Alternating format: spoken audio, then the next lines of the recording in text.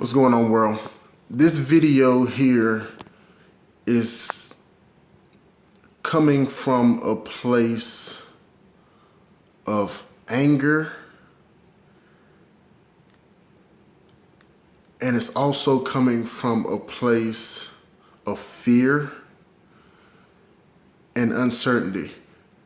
Tonight, trying to get back to the place that I stay, we had some complications trying to get in. Now, granted, my name is not on the lease, true enough, but I've been staying here since October. Everyone knows who I am here. There is a police on duty tonight, and I had my roommate's brother with me who is here from out of town. We come in, we try to get in. I explained to him that the gate clicker is not working and I cannot get in touch with my roommate because he's asleep. He has to be up in 2.5 hours to go to work. So he comes over and he's calling me basically a liar and everything. So we got into this whole exchanging of words. He calls for backup. All kinds of stuff is going on now, but the part that really made myself and my roommate's brother uneasy, and I'm leaving all names out of this, and I'm not gonna name the complex or anything like that, but the police the entire time had his hand on his gun, ready to draw. Now, we're sitting in the car. We have done absolutely nothing but sit there and try to keep calling his brother until he wakes up eventually to let us in. So while we're talking back and forth, true enough, voices were raised a little bit and sounded a little bit harsh, but that was no reason for you to put your hand on your gun ready to draw and use it. Like that was beyond any kind of necessary force if it had escalated to that point. So my question is, why is it that the law enforcement's first plan of action, why is it to go to the gun when there is clearly visibly a taser sitting right beside it? Now, granted, if I had got tasered tonight, I would be upset, but I would rather get tasered than to lose my life because I got shot because I'm trying to get into my place of residence where I stay. Is bullcrap, and it's irking at me because of what's going on in the media right now, what's going on across this nation, and all the things that are taking place, the Black Lives Matter movement and the killing of the unarmed people, all kinds of stuff. It's just being broadcast and put there in our face, and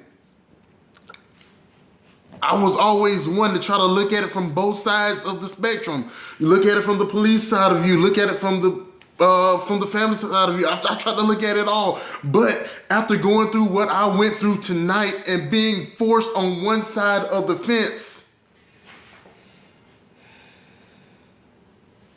it hurts me. It hurts me to know that the people whose salary we are paying through taxes, the ones whose duty it is to serve and protect, those are the same people that we are fearing our lives from.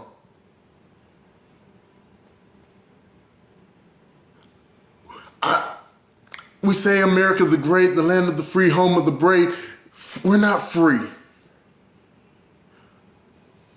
We're living under systematic slavery today. Unless you have the complexion for the protection for the clay, yeah, it is. And I can say this: I am probably the least racist person you will ever meet in your life. I probably have more white friends than I have black friends. I love all of God's people, but with everything that's going on and with the way that we're being treated, it has to stop. It has to. The police called for backup.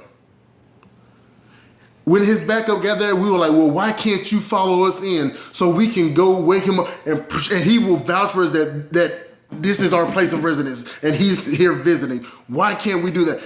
The officer was going to do that. He was going to, but he went over to his partner that was causing so much. So he was the one causing all the problem, the one that had his gun on his holster the entire time. Whenever he's told him about what had talked about, what we thought we were gonna do, he was like, no, we're not gonna do that. For what reason, I don't know. And I can't wrap my mind around it, but I'm looking at it. It was two African American men in a fairly nice car. Let's put it that way. We come in.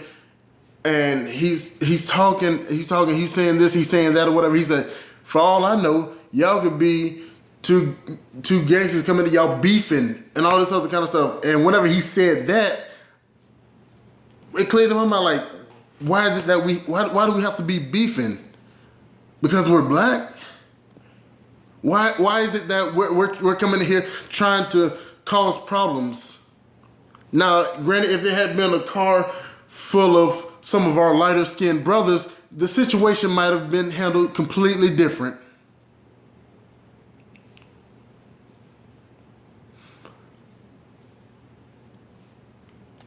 I want to believe in America. I want to believe in our judicial system, and I want to believe in our justice system. I want justice. I'm just tired of it being just us.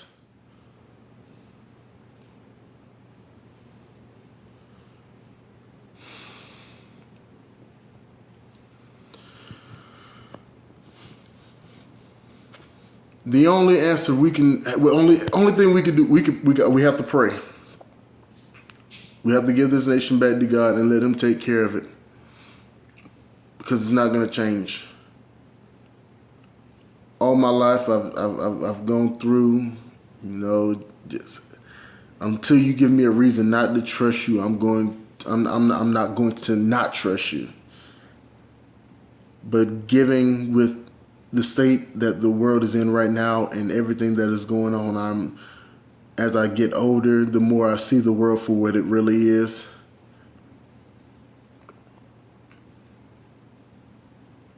It hurts my heart. And I'm sad to see what I see. And I am moved emotionally in the wrong direction because I see the direction that this country is headed. God help us all. No matter whether you support Black Lives Matter, All Lives Matter, whatever it is, if all lives are going to matter, we need to make all lives matter. And that's really all I have to say on this subject. I had to get that off my chest. I was a little irritated, upset, and I understand. I'm gonna before I close this, I'm gonna say this. I understand that there are some good cops out there.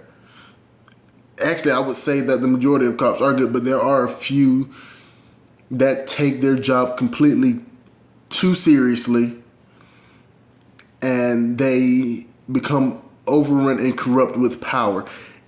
I'm calling out on the good cops.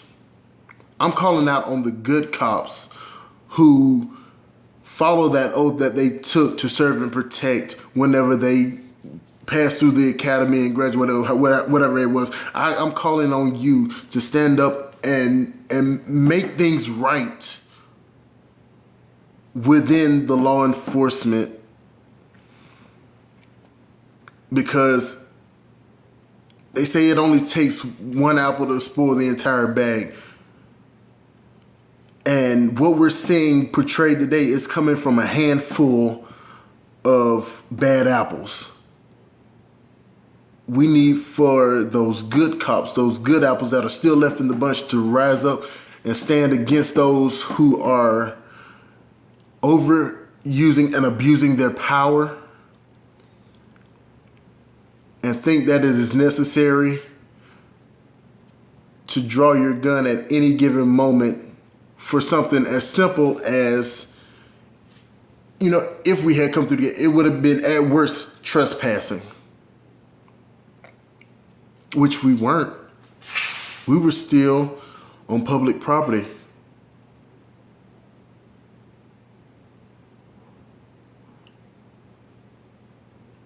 And my thing is if that was their property, then why did he just park behind the gate? If you did to patrol the whole property, then you're going to patrol the whole property, not park your car behind the gate. But I'm not. Well, Shit just got me hot. Right no matter what, whether we were on their property or not, I just don't think that it was right for him to stand there at arms with his hand on his gun the entire time, ready to draw and gun down two more. You know, I'm gonna cut there. I don't want to say that. My emotions are getting a little ahead of me right now, but I'm just tired.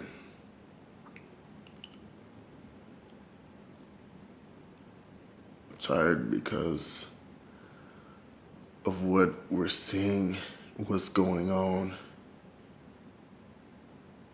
and what we strive and what we want this country to be is not adding up to what's being done and what's going on. I'm not calling on Hillary Clinton. I'm not calling on Donald Trump. I'm not calling on Congress. We need to call on Jesus, because he's the only one that can fix this. It is beyond what our government can do. It is beyond what any candidate, congressman, representative of the House can do. We have to turn it over to Jesus and let him handle it. Y'all have a blessed night. And remember that God loves us all. We all need to have a Jesus mindset.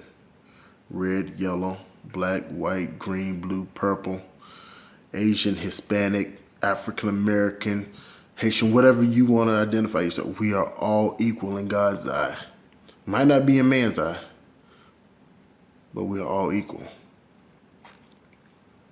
And I challenge everyone, if you don't have a Jesus mindset when it comes to the people of the world, no matter whether they're rich, poor, healthy, sick, black, white, whatever it might be, we are all equal. I challenge you to think like that. I challenge you to renew your way of thinking when it comes to people.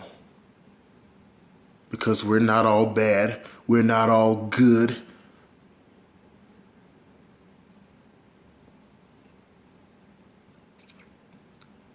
And let's put race to the side, because there's just as much going on in any other race and community than it is in ours.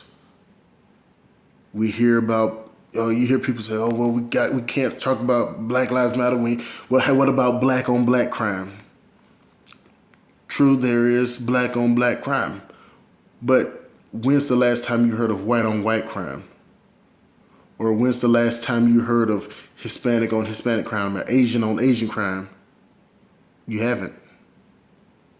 It's a systematic phrase used to embed in our mind that is something wrong just within that one community. No, we all have something going on within each of our communities that need to be addressed. So don't watch this and say, well, you're not talking about black on black crime. You're only talking about Black Lives Matter and everything. But before tonight, I was never a really big advocate for the Black Lives Matter deal because of the fact that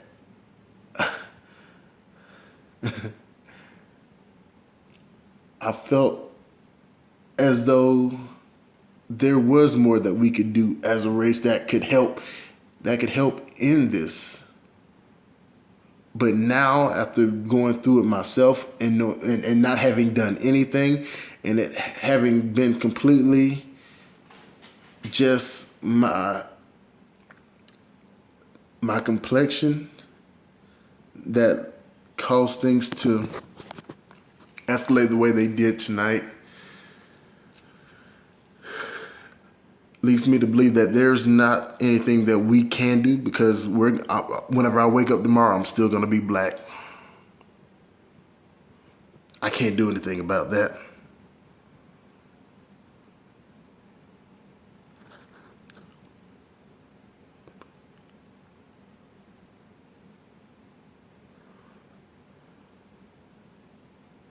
Just tired. I'm just tired. Come on. Well, Man, this dude y'all tripping. have a good night. He was trying I'm to about get him to to the get ready to call last it. week, and he was heading to work at 5. So he's Good night. the cop tripping out.